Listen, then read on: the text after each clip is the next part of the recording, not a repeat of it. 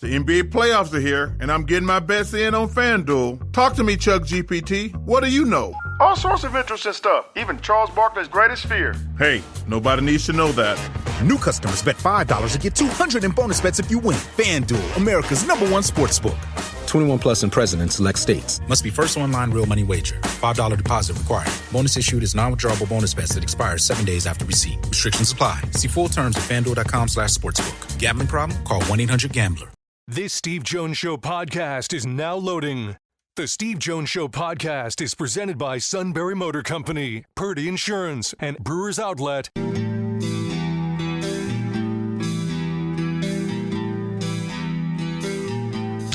Bringing you an in-depth look at Penn State sports and more. This is the Steve Jones Show on News Radio 1070 WKOK. The Steve Jones Show is presented by Sunbury Motor Company, Purdy Insurance, and Brewers Outlet. Now from the Sunbury Motor Studio, here's Steve Jones. Half hour being brought to you by our good friends at Brewers Outlet, Reagan Street in Sunbury, the beverage supermarket. Imports, domestics, microbrews, the best selection of beer everywhere. Wine coolers, water, soft drinks, snacks. They roast their peanuts fresh and hot every day. 6 great flavors of slushies and ready-to-drink cocktails now. Jack Daniels, Crown Royal, High Noon, and the Pickle Bar, led by my 2 personal favorites, the Barrels and the Dills. Indeed, second to none. All at Brewers Outlet, Reagan Street in Sunbury, the beverage supermarket. All right, let's bring in Nick Farabaugh now. Nick, welcome back. It's so great to have you with us. Yeah, thanks for having me on, Steve. I always appreciate the invite. Yeah, same here. All right, so now they make the deal. They send Pickens to Dallas. Doors open for a couple of guys. But there are some names that are still out there. One being an interesting one that did some pretty good things for the Buffalo Bills, but not so much after he left. That's Gabe Davis. Is there some interest there between the two sides? Yeah, and he's visiting today. So the Steelers have him in. They're going to check out his knee. That's going to be a big thing for him. He had knee surgery in November, also had a PCL sprain that January. So that left knee is going to be a big sticking point. He's already visited the Giants and the San Francisco 49ers, didn't sign a deal there. And listen, the cool thing about Gabe Davis is he's a pretty high upside, low risk option because he's going to get paid $11 million this year. It's kind of like Russell Wilson last year. He was getting paid by the Broncos. You might be able to get him for the vet min. So I think that's a big upside of Gabe Davis. You don't really have to spend much of your cap space. We don't know what the Aaron Rodgers deal would look like if that is signed. So right. How much do you really have to work with? But yeah, Gabe Davis, definitely there's some interest there from the Steelers. I think he fits what they want to do. He blocks. He's a downfield threat. He kind of fits their MO. He really works, I think, well opposite of DK Metcalf, too. So it makes a lot of sense for them if he's all checked out health-wise. All right, so up to this point, a lot of people are curious about Will Howard as to where he fits in this. You and I both know he's 3. I mean, Skylar Thompson and Mason Rudolph. But was it the impression of people that the game started to slow down for him a little bit at this level just by going through the 4 days? Yeah, I mean, I think, we talked to Will today. He said that as much. The other thing with kind of rookie quarterbacks is the play calls are longer, too. It's just, a lot of mental things happening there. So a lot of things have kind of come on quickly for Will Howard, and he seems to be much more comfortable. And just watching him, Steve, he looks better. He's anticipating throws better. Things seem slower. The first day I remember watching him, and I was just like, this kid, his eyes are just jumping out of his sockets. I mean, it's like Minka Fitzpatrick's running all around, and Deshaun Elliott's everywhere, and you got all these safeties just running around, and he didn't know what hit him. And over these past 5 days, as things have gotten better, now we're on day 6 of OTAs, things have slowed down for him. He looks more like the Will Howard you saw at Ohio State. He's making kind of aggressive decisions when he needs to. He's going out of structure when he needs to. He looks more comfortable. So we have seen that slow down for him, as it should for any rookie quarterback. So not much concern there. I wouldn't say he's wowed. I wouldn't say he's struggled. He's kind of kept his head afloat right now. But things have definitely gotten slower for him. And we'll see. I think it's a good launching pad here for training. How is Mason Rudolph? I mean, everybody's talking about all the other options. How was he? Yeah, he's cool, calm, collected. I mean, I think you know what you're going to get with Mason, which is a really good back spot start type player. He's got a great deep ball. I think that's shown up for sure at OTAs. He's very calm in terms of his handling of the huddle. Teammates follow him and they love him.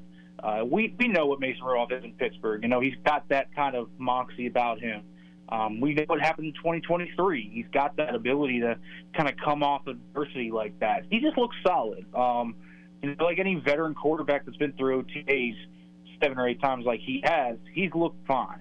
Is he blowing you out of the water to the point where they're not going to pursue Aaron Rodgers anymore? No. But is he doing a nice job? I do think that. He's definitely been clearly the best quarterback here. It's not even close. Which now leads into this question. What in the world do we know about Aaron Rodgers? Yeah, Steve, it's a big question. I mean, Aaron Rodgers right now, I think the kind of logical explanation is he just doesn't want to be here at OTAs and minicamp. We know what happened last year. He's been very outspoken to in the past. Like, they shouldn't have anything going on before late July or August 1st. He talked at the NFLPA a while back about that when he was a star with the Packers. We know that about Aaron Rodgers. He's not like the spring part of this football schedule. He literally missed OTA last year to go on a trip to Egypt while he was with the Jets. I think, I guess he could sign next week. I'd be surprised. I think he's going to sign before training camp, and that's probably what's going to happen. From people I talked to in the organization, they're very confident he's still going to be their quarterback this year. He's in constant communication with Mike Tomlin and Owen Khan. So we'll see, but I think that's where we're at. Look, I remember years ago, I think it was Tim Floyd was the head basketball coach at USC at the time.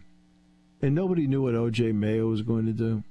And Mayo called Floyd, I guess the way the story goes, the night before school started at USC for the fall semester. He says, I'll be there tomorrow for workouts. He's like, what? Yeah. I have a feeling this is Aaron Rodgers. That's something out of nowhere. Mike Tomlin's going to get a call like on July 20th. Okay, I'm showing. I think that could be how this plays out. Yeah, I wouldn't be surprised. I will say it's interesting that, DK Metcalf isn't at OTAs too. They're both based in Southern California, so easily get workouts there together, even if Rodgers hasn't signed. So that's not a big issue either. If you wanted to worry about your number one receiver, we already know that they have had a workout together. But I think Rodgers is going to sign very close to July 23rd. And the Steelers might even start to kind of vet other options like a Kirk Cousins or signing Carson Wentz and just rolling with Mason.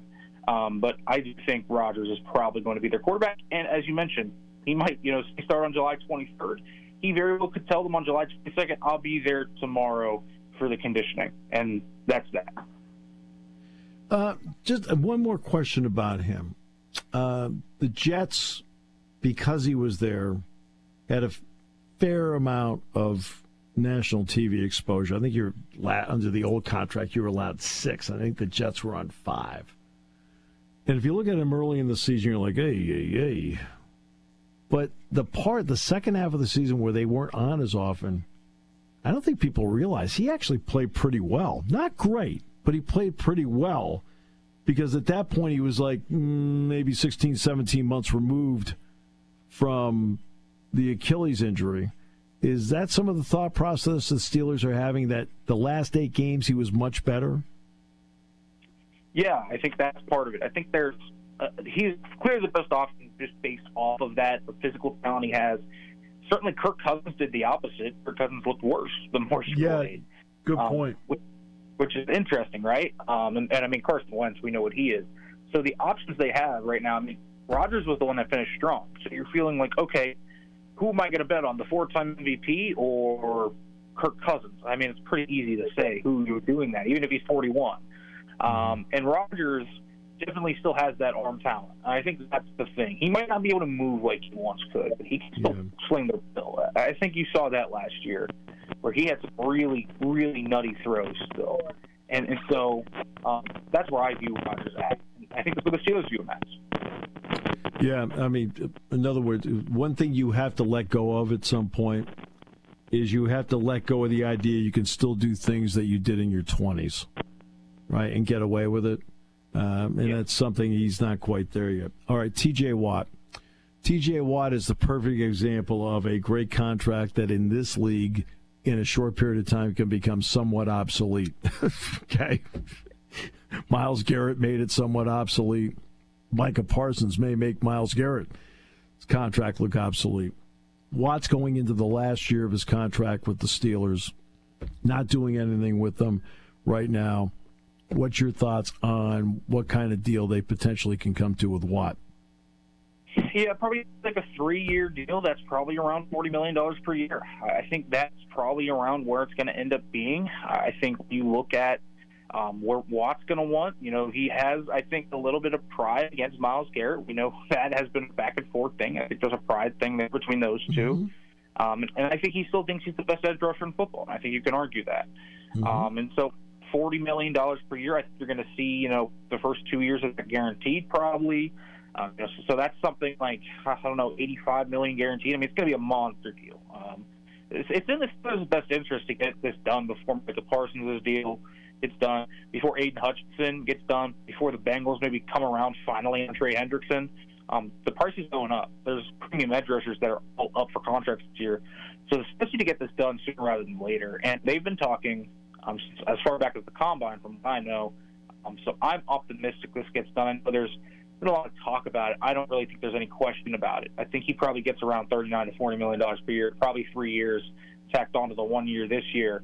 And it's going to be a monster contract. So they're going to keep T.J. Watt. Just kind of where does the structure fall out? I don't think they can afford to wait until September like they did last year with Cam Hayward and Pat Bryant. Right. Derek Harmon. I've found him to be interesting because I know he has some marvelous traits. But I also did 5 Derek Harmon games in my career. 4 at Michigan State and 1 at Oregon. And no offense, Nick, I didn't see it. I just didn't. I'm sorry. Okay, for all I know, the next level, he's going to be great. What do the Steelers see in him?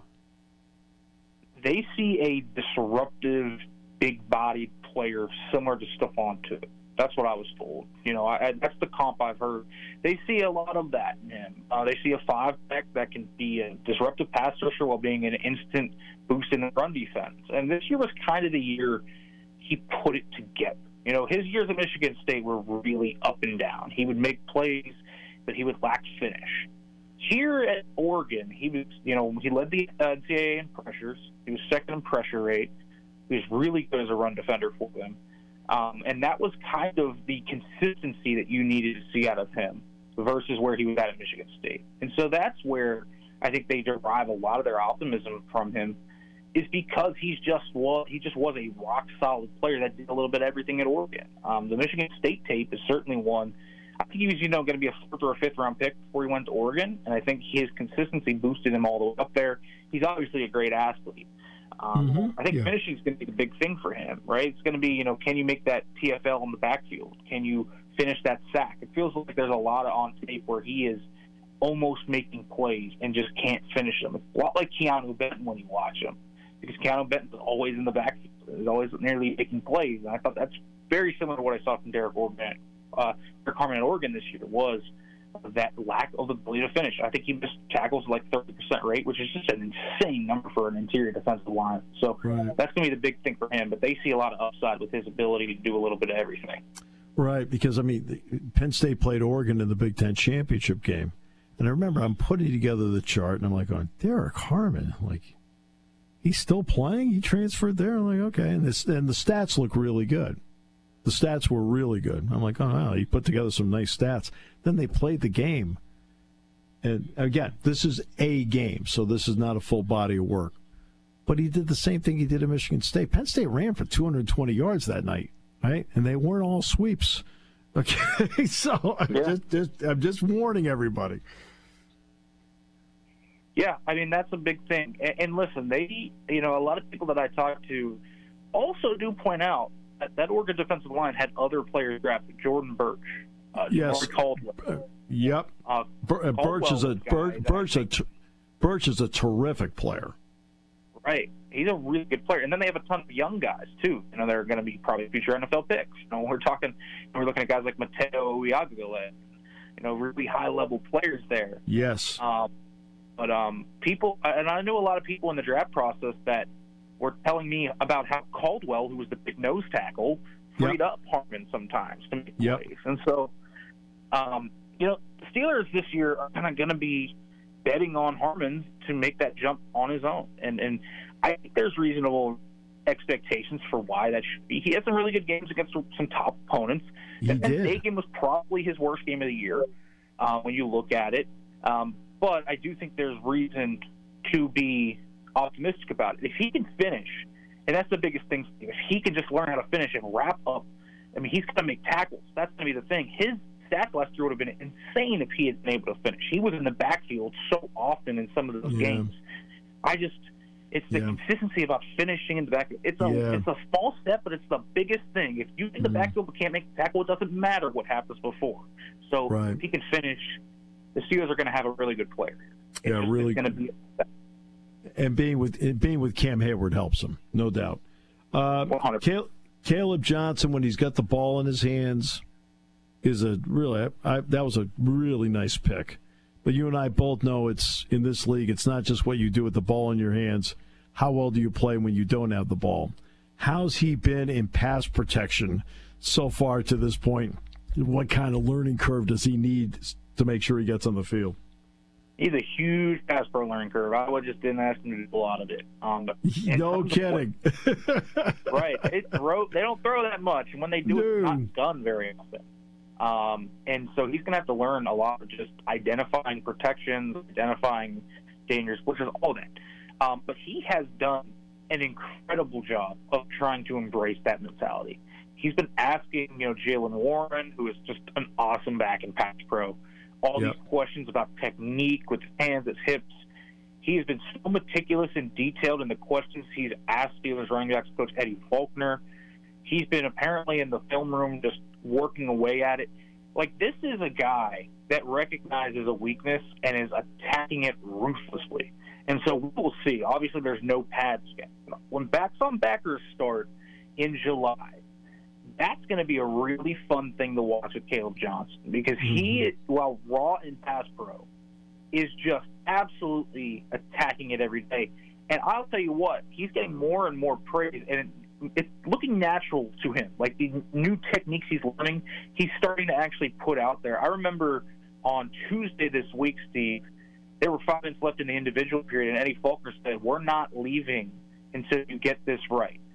And those 5 minutes, he did rep after rep after rep after rep until he got it right. And he was asking questions and focusing on everything. This is a detail-oriented player that wants to fix this so bad.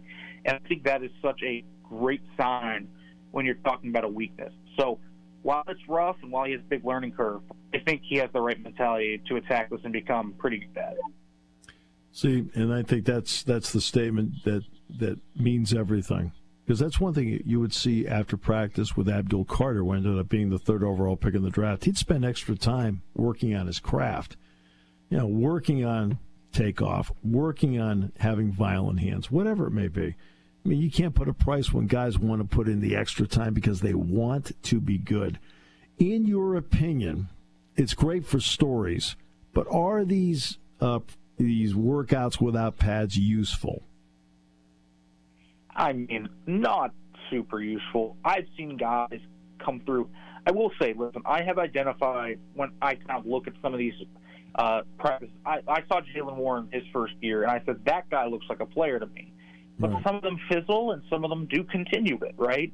And I've seen others that have really struggled in these instances that end up having great seasons. Joey Porter Jr., his rookie year, was abysmal at OTAs. And by the time the season came around, we knew where he was at.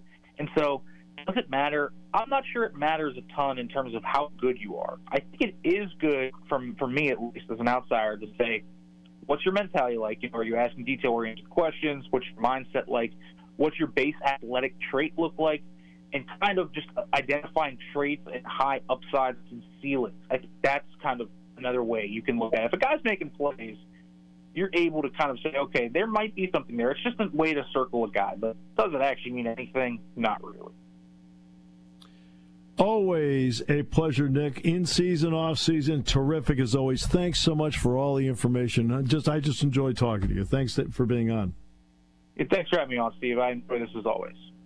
Nick Farabaugh joining us. Great job covering the NFL, the Steelers. I mean, just a great job. This half hour has been brought to you by our good friends at Brewers Outlet, Reagan Street in Sunbury, the beverage supermarket.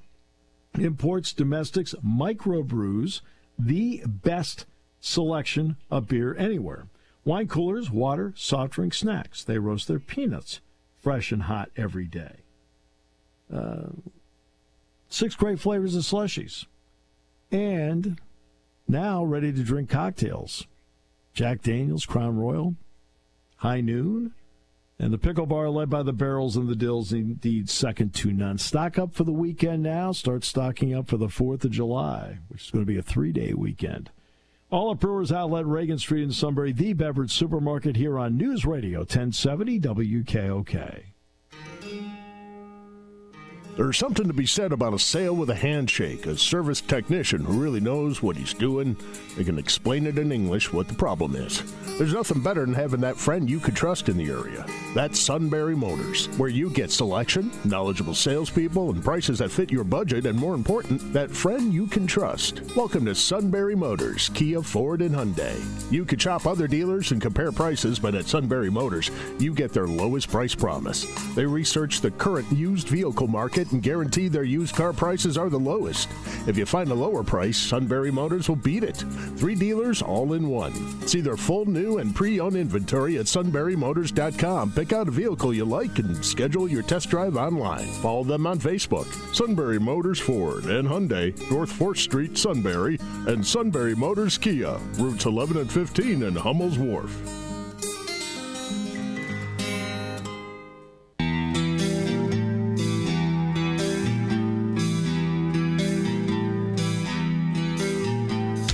Bringing you an in-depth look at Penn State sports and more. This is the Steve Jones Show on News Radio 1070 WKOK. The Steve Jones Show is presented by Brewers Outlet, Sunbury Motor Company, and Purdy Insurance.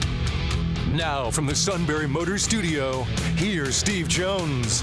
Yeah, great to have you with us on this Thursday, and the half hour brought to you by Sunbury Motors, 4th Street in Sunbury, Sunbury Motors Kia. Routes 11 and 15 in Hummel's Wharf, and online at sunburymotors.com. Ford, Kia, Hyundai, the best in new inventory with great warranties and great safety features. And pre-owned inventory may be more up your financial alley. Fine, that's great. They have lots filled with them. And they go over each one. That way your buying process brings with it more security. And the service department, whether it's quick lane, inspections, routine, difficult, they handle them all at Sunbury Motors, 4th Street in Sunbury, Sunbury Motors Kia, routes 11 and 15, Hummel's Wharf, and online at sunburymotors.com. What separates the Stanley Cup from any other sport is one simple scenario that played out last night. The NHL is not the most popular sport in the country. It's not even second or third. I got that. But there is nothing like Stanley Cup, and especially Stanley Cup final overtime. In baseball, both teams get a shot at the plate. Now in the NFL, both teams get a chance in overtime, contrary to what the Atlanta Falcons may think. Okay. The NBA, college basketball is 5 minutes. But in the Stanley Cup, any shot can end it at any point. And Corey Perry made a nice play. McDavid made a spectacular play, and Draisaitl put it away for his second goal of the game, Leon Draisaitl. And they won game 1 4-3. And you know what the irony is about that? Is these two teams have now played 8 games in the Stanley Cup final against each other, going back to last year. This is the first time that Edmonton has led the series. They were down 3-0 last year and then rallied back to tie, and then The Panthers won Game 7 2-1. But 4-3 last night, and there's just nothing like overtime Stanley Cup playoff hockey. One shot, any shot, can win it. And Game 2 is tomorrow night. Especially when you're waiting around to see if it's over to get it in the newspaper. I'm sure you were. I'm sure you were waiting for it. 11:49, the game winner was scored. Our deadline is midnight, so got it in the nick of time. Well, it's I watched the entire game last night, and it really was a well-played game. I mean, high level, and it was fun. I think you'll see a fun game tonight between Oklahoma City and Indiana, because I think both teams are fun to watch. Indiana, the pace of it, the way they play, I know they're called the Pacers, but the pace of it with which they play, they run, do full court things. And the idea is not only are they scoring points and forcing you to score points, but the idea is you get to the fourth quarter, do you have enough juice to finish? Because you've been running all night against this team. That's why the first three quarters are always so important against them. It's a lot like the tush-push with the Eagles. If you are playing against them, if you're really good against them on first and second down, and it's third down and 4, they can't run the play. If it's fourth down and 4, they can't run the play. Okay? Well, it's like this. Same thing with this. Put yourself in a position, if you're Oklahoma City, where whatever Indiana does in the fourth quarter is irrelevant. And I think that's one thing that's a little bit different for Oklahoma City compared to the Knicks right out of the gate is Oklahoma City is a much better defensive team. The key numbers are as follows. For Indiana, it's 120. You go through the entire season, when Indiana scored 120 points or more, they've only lost twice, and that includes the playoffs. The other number is 1. What's that number? For Oklahoma City, that's the number of times they lost to an Eastern Conference team this season. I think it was Cleveland, like back in December? It was Cleveland. It was back in December. It was Cleveland. And remember, Cleveland was beaten by Indiana in 5 games. So, yeah. When's the last time you saw somebody push on makes as much as Indiana does? In the NBA? Yeah, it's a long time. I remember Magic and the Showtime Lakers pushed the entire time. And that's why the Celtics ended up getting so that's why the Celtics got so physical with them, because they were just trying to slow them down, which allowed the Celtics to keep their pace. But so I would say the constant the Showtime Lakers played at that pace. I was watching, flipping around the other day, and that ACC tournament documentary on the ACC network was on, and they were showing some stuff from Everett Case's NC State teams in 1950, and it kind of looked like that, where they push the ball and it never touches the court. There's no dribbling, and I think that's the biggest thing with Indiana. When they do push the ball like that, there's no dribbling. It's 3 quick passes, and it's usually Sycam laying it in. Yeah. And look, I mean, they're a well put together team, because Halliburton brings a lot to the table. Can drive, can pass. He has deep range on his shot, and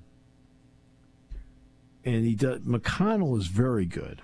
He's not a star or a starter in the league, but he comes off the bench and he plays well. I like Turner's game a lot, inside, outside. Neesmith's a really good defender and has a good shot.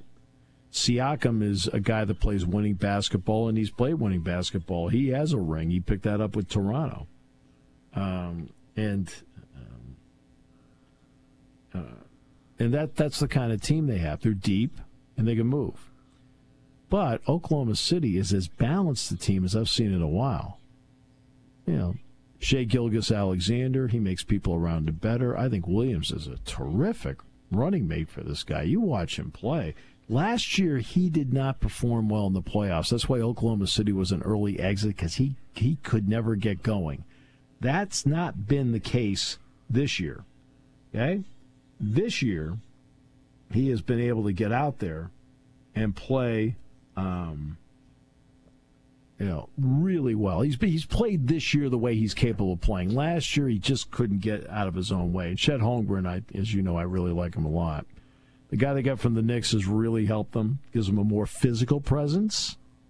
And Caruso is one of those guys who he's always been a role player. And I think when you play for the Lakers and LeBron is on your team, you understand the mentality of being a role player. I'm no longer a star. I know he's the star. So what can I do to make my team better? Caruso does that. And Caruso's also the kind of guy where you take him and look, the other two, the bigger guys are on the bench for whatever reason it may be. It could be anything from rest to foul trouble. They can put Caruso in playing with 5 because he's tough enough. No, these are two really well-rounded, fun teams to watch. And Adam Silver's right. I mean, he's right that that they want to get to the point where it doesn't matter who the two teams are in the finals. It's no big deal, right? It's still going to be great quality NBA basketball that people are anxious to watch. Is this series the beginning of that? Because, I mean, the NFL, it's amazing how the NFL has not relied even remotely on brand in the Super Bowl.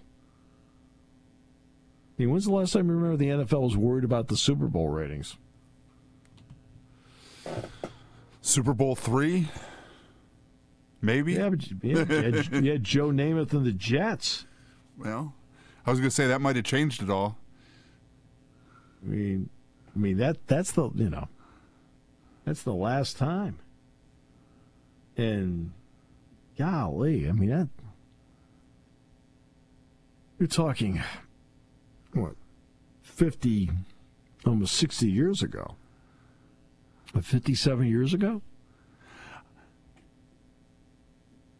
So that's, Is there a team in the NFL that they would, you could make it'd be a story for anybody if they made it. If Jacksonville were to play, let's see, who could they play in the NFC? If Jacksonville were to play Arizona,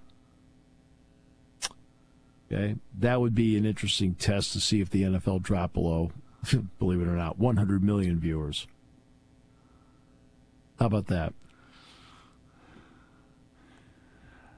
Yeah, I wonder if does the Super Bowl, I would assume it's the Super Bowl name everywhere but the United States that draws the numbers. It would be interesting to see if the United States number would be down.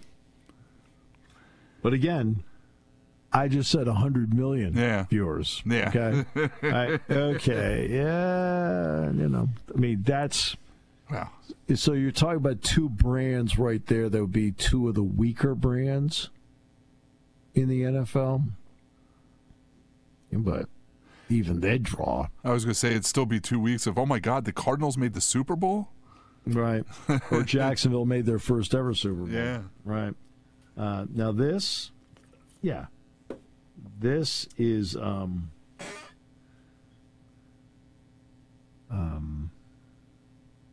you're talking about the 47th largest market here and the 25th largest market? All right. It has nothing to do with the quality of basketball. Nothing. Quality of basketball is going to be very good. Very good. Question is going to be whether it is at this stage of the development of the NBA, whether this is, maybe we get surprised. Hey, the ratings are great, the whole thing. That would tell another story, and for the NBA, it would be a great story. Right? Could get surprised, but But when I saw that interview, and Ryan Russillo's a good announcer. I mean, he's good. But when I saw that, he's talking about politics and political views. I think he was responding, to Clay Travis or something like that. It's too many arguments, among, media people. Who cares? I always get confused by that, because somebody else has a different opinion. It's just, but I brought this one up this time because I found there to be that's not how sports viewership works. Sports viewership doesn't revolve around that, right? This is 2025 now. Maybe in 2017, 18, 19, or 20, maybe that came into play. But that's been a rearview mirror thing for a long time now, and that tells me you're not staying in touch with the times. In the times right now, it's about brands. It's about universal popularity. It's about, the excitement. People get attached. The Celtics last year played. It didn't matter whether Luka was playing or not. Everybody can jump up and down Luka's in the finals. But the people that watch, a chunk of them watch because the Celtics are still, that still says the Celtics in the front. Just like it still says the Lakers in the front, the Sixers, the Knicks. I was mentioning earlier that in the NHL, it's amazing how the original six, even though the expansion of the NHL took place in 1967, the original six are still some of the biggest draws. The Canadians, the Maple Leafs, Blackhawks, the Red Wings, the Rangers, the Bruins. The Capitals just had their 50th season. Okay. I mean, that's what's so crazy about it sometimes. Some of these longtime brands, it's amazing to me how they have had incredible staying power, despite the fact that you have so many new teams out there that you would get attached to, you would think, in regions. Look at the Tampa Bay Rays. Tampa Bay Rays are an interesting part of this discussion. Why? Okay, the Tampa Bay Rays, since 2007, have been relevant. Right? Fair? Fair. Yeah, they got to the World Series in 2008, right? 1 in 7 games over the Red Sox to go when they played the Phillies. And Tampa Bay's been in the thick and in the playoffs and an intriguing team for a long time, yet they can't draw their own fans. When they go to the ballpark, there are more Yankee fans there. When they go to the ballpark, there are more Oriole fans there. When they go to the ballpark, there are more Red Sox fans there. When they go to the ballpark and it's a crossover game with the Phillies or the Dodgers, there are more Philly and Dodger fans there. Now, they've been in existence now for over 30 years. Yet they can't convert people over to them.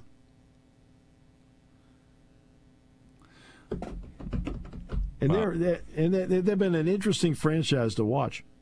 Well, obviously, there's a lot of transplants in Florida. There's, so yes. You bring your own team there, obviously. Yes. And the other part of it is a lot of those teams you mentioned also spring training in Florida. Yes. And for a lot longer than the Raves have been in existence. So you end up being you go to spring training a couple times in Fort Myers to see the Red Sox. You're probably more of a Red Sox fan than you are a Rays fan. Yeah. Yeah. Yep. Exactly. And it's just 2.5 hours up the coast from Fort Myers to Tampa to see your Red Sox. Yeah, that's right. Yeah, but see what I'm saying though about brand? About brand? Those are long-term brands, and the Dodgers no longer train in Vero Beach. They train in Arizona now. Yeah, I mean that's what's interesting about it. If the Rays play the Cubs train in Arizona and have for decades. Okay? But there'd be more Cubs fans at a Rays game. I'm talking about being at the Trop. I mean, it's at Steinbrenner Field, it's a much smaller ballpark.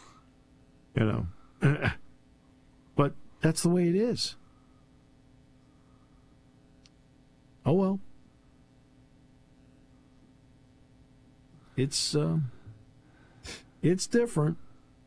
And that's what we've tried to talk about the entire time, is about the brand part of it. Oklahoma City's a marvelous team. Great town, whole deal, right? I can't speak on the town. I've never been there, but they're a great team. No, I've been to the town. No. I've been to Oklahoma City. You know? Oh, boy. Jeez. It's amazing. But that's what it's about now. It's about brands. Remember, every time I talk about TV contracts, it's not just markets now. You know, I know.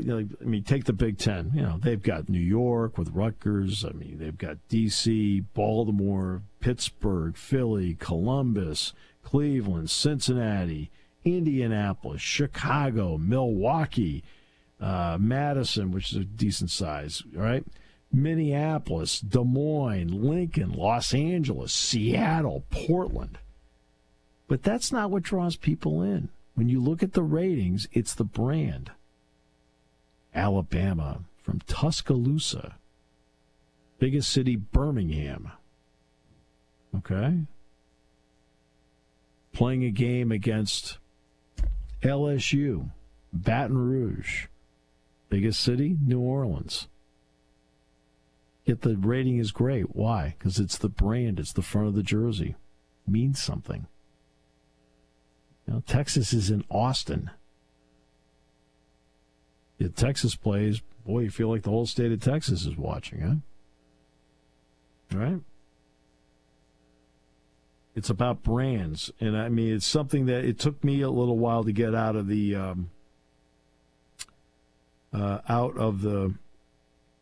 realm of markets and into thinking about brands.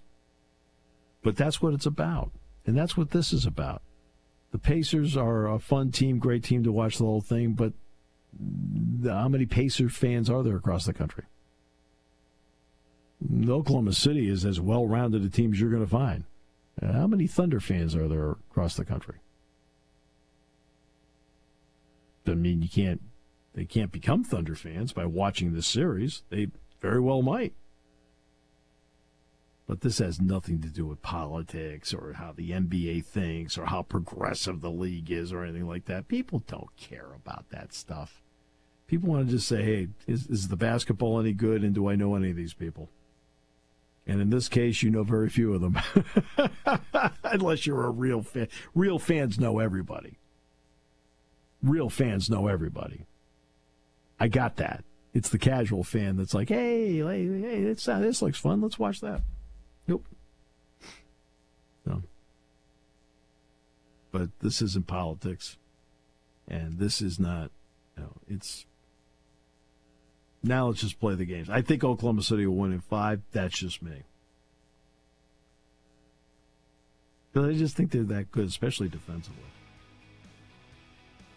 Big story of the day was about Max Granville, Penn State defensive end, going into his second season here. Long-term injury for him. James Franklin talked about that earlier today when he had a brief meeting with the media. That was the big story of the day.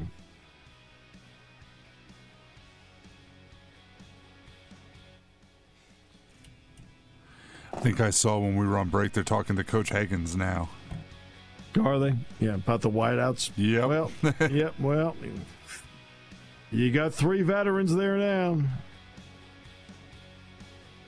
Plus Kobe Howard, Matt Outen, getting Peter Gonzalez back, Liam Clifford, Caden Saunders, Anthony Ivey, to go with Hudson, Ross, and Trevor Pena. When car repairs get difficult. Well, I just don't know. Me neither. We get good. Sunbury Motors. More than quality new and used cars, Sunbury Motors specializes in complicated auto repair diagnosis. They can handle intricate repairs and even complete auto body with service open Monday through Friday, 7 till 4. And Sunbury Motors has made simple repairs easy. Maintaining your vehicle is necessary. Finding the time to do it is difficult. Welcome to Sunbury Motors Quick Lane. Just walk in or call ahead. Relax in their remodeled waiting room with Wi-Fi, beverages, and snacks. While Sunbury Motors factory-trained techs take care of your oil change, tire alignments, brakes, and inspections. Quick Lane, 6:30 to 6, Monday through Friday, Saturday, 6:30 till 2. Sunbury Motors, Ford and Hyundai, North 4th Street, Sunbury. And Sunbury Motors Kia, routes 11 and 15 in Hummel's Wharf. We take the out of auto repair. Hi, this is Season. For over 100 years, the Purdy Insurance Agency has been protecting families and businesses of the greater Susquehanna Valley and beyond. With the experience of our trained and knowledgeable staff, you can rest assured that your needs will be evaluated and met by some of the industry's best representatives. No matter what your insurance needs are, call Purdy Insurance today at 570-286-5855. Visit our website at purdyinsurance.com or check us out on Facebook to see what we can do for you.